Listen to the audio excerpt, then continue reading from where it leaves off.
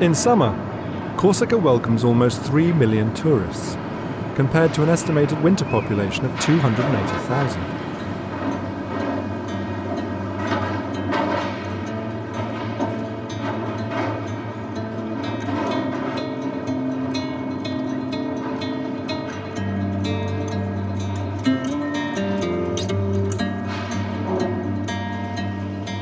People come from all over Europe to admire the beauties of Caliste, and above all to be beside this picture postcard Mediterranean coast.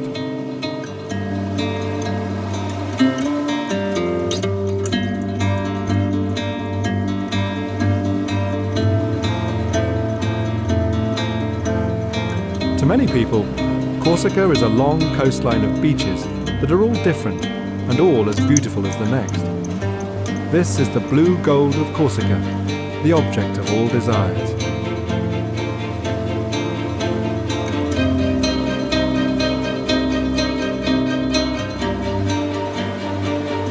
Every beach, every bay, and every cove becomes a summer destination.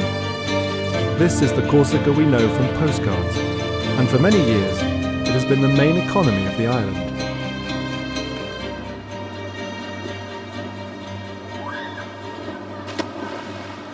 The Calanque of Pian, the Gulf of Girolata, the Gulf of Porto. There are many unique sites, and these are all World Heritage Sites.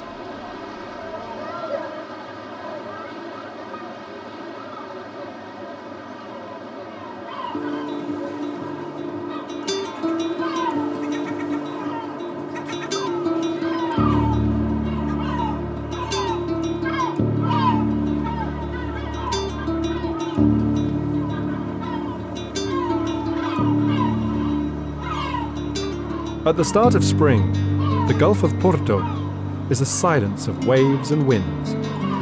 Nature here looks as if it comes from the ends of the earth.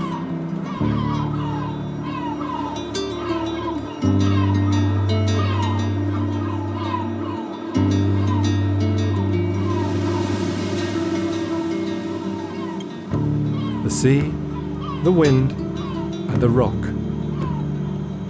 Everything here is volcanic, lava, rhyolite, basalt, and magma that erupted in fury millions of years ago.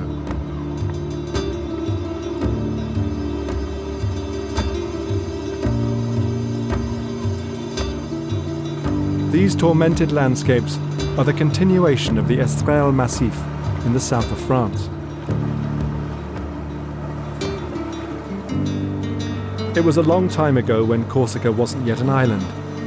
In the Tertiary period, the final volcanic eruption happened, the massifs collapsed, and Corsica drifted away. Millions of years later, the Red Peninsula of Scandola has collected titles, becoming the most beautiful integral reserve of France and a protected marine environment.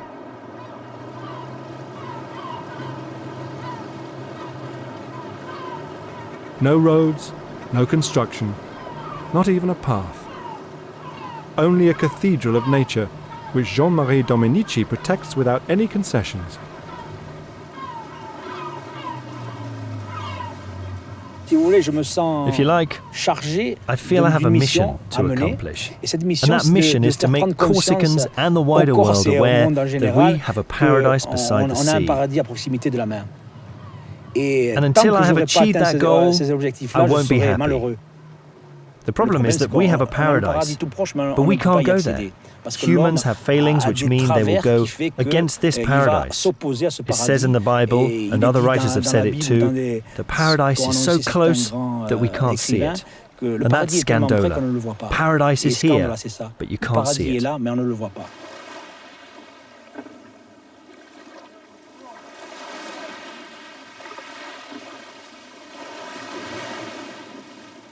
The treasure of Scandola is sometimes only a flower, like this one. Omeria solirolii is unique to Scandola. It's only found in these rocks along the shoreline, a few dozen meters from the sea. It's so rare that academics from Brittany and Corte have studied it, identified it, categorized it, and finally tagged it.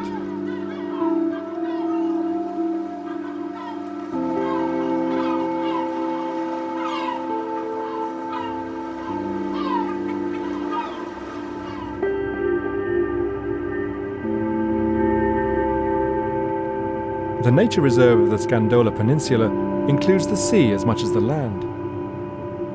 Without the presence of humans, corals, sea fans, spiny lobsters, and shellfish have created their own underwater kingdom and prospered, along with groupers, moray eels, red mullet, sargo, and many others.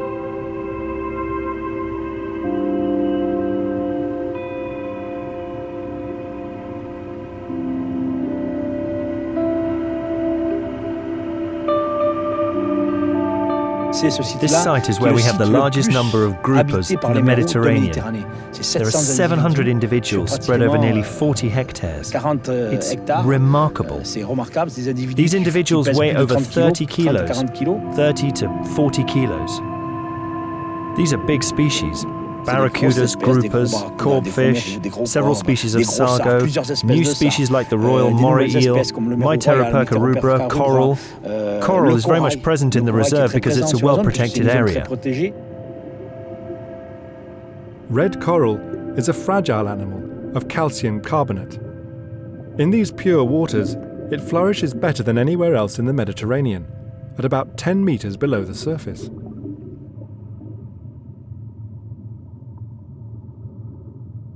When the Scandola Reserve was created, the first task was to take an inventory of the marine reserve. For example, I said there are 700 groupers today. Back then in 1975, there were 4 groupers. Of course, people used to fish using explosives, fishing wasn't controlled or regulated. That had a major impact on resources.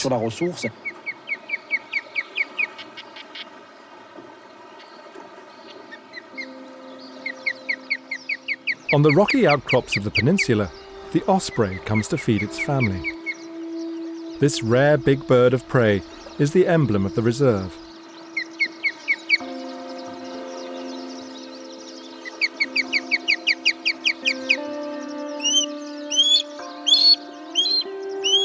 The osprey was the reason for the creation of Scandola. Although it's protected, its survival is still uncertain, as in the summer, the silence of the peninsula is broken.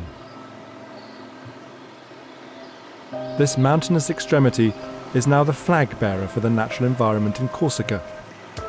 Scandola is one of the best known and most visited natural sites on the island. In summer, over 700,000 people come in boats to admire this icon of nature.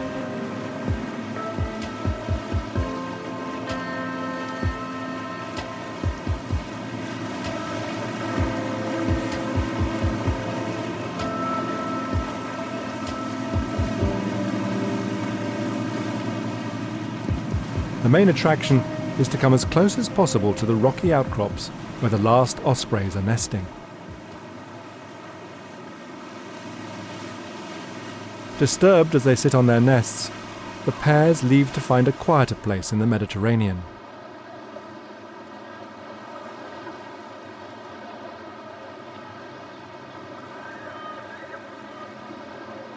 In bad weather, natural shelters on this tattered part of the coastline are almost non-existent.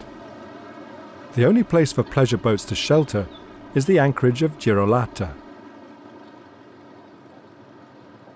This is Carizat again for Girolata. Yes, Carizat, come up to the Yellow Buoys and stand by at the Yellow Buoys. This is La Costa. Shall I take the place of the catamaran at the pontoon? The pontoon in front of you, slightly to your port side. Jean-François Lucioni, the harbour master of Girolata, has spent 20 years in these mountains that end in the sea. He knows every part of them in detail. Over there you have a peak in the shape of a pyramid. The peak is 620 meters, and there at the end of the gulf, the depth of the seabed is 800 meters. So that makes a change in level of nearly 1,500 meters over a distance of 1 kilometer.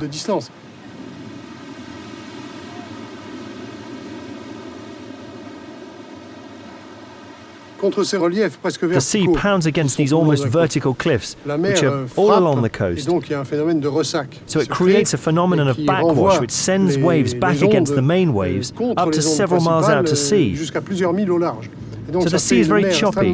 That makes a sort of bubbling all along the coast, and it's really very uncomfortable for sailing.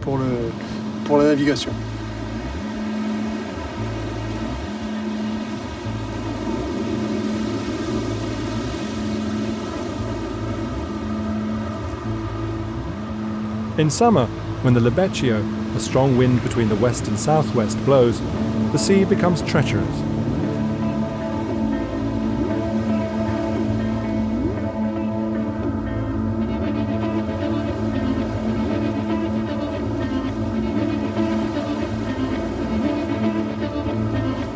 In the south, strong winds in winter transform the landscapes.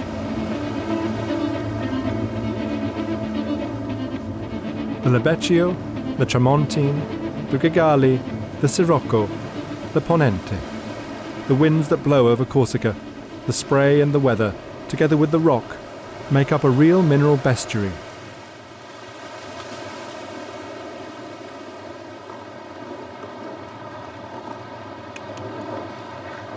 These are the otherworldly landscapes that Marin seeks. Those of an island that has remained really wild, protected from men, in order to endlessly admire the terrifying beauty of nature. You can see from the mountains and rocks that it's very stormy. The wind is king here. It's able to carve out stone. It's quite mind-blowing. You can see it in all these taphonia, these geological phenomena. Lots of people, naturalists, come here to observe. They're astounded by the strength of the element against stone and against things that appear eternal. But in the end, you realize that the wind is powerful.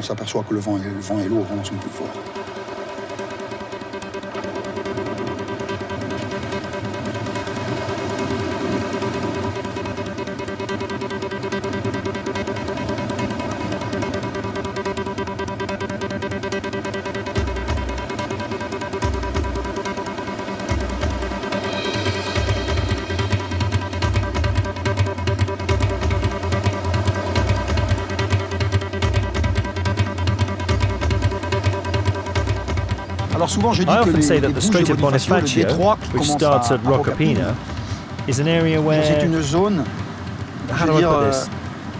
The wind just exhausts you. You won't exhaust the wind even if you sail all day. The wind will exhaust you. When it starts blowing, it doesn't stop. It's quite something.